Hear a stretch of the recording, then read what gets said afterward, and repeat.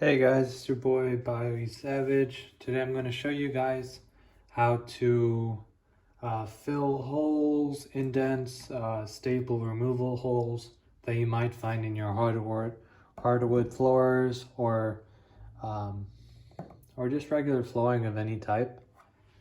In my case, I had old carpet that was installed on this stairway, and there's holes here on the actual trim skirt board, and I'm trying to basically fill up these holes so I can give it another layer of stain and make it a little bit prettier. So some of the materials you'll need are some basic plastic wood or wood filler. I bought this one from Walmart for around $9. It's a 6-ounce bottle. You'll need a small little tool, spatula, something just flat so you can just drag over the surface to make it smooth again. And just simply just a wet rag. It's just a dirty old rag I have around laying in the house. For my case, if you guys are removing old staples, sometimes you'll have portions where a staple will stick out that you can't just remove with, it's just really difficult to remove with pliers. So what I like to do is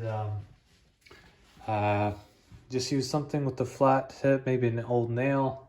Just line it up where the staple's sticking out, and just give it a quick tap to kind of embed it into the wood, so you have a little bit of a easier time filling it up with wood filler.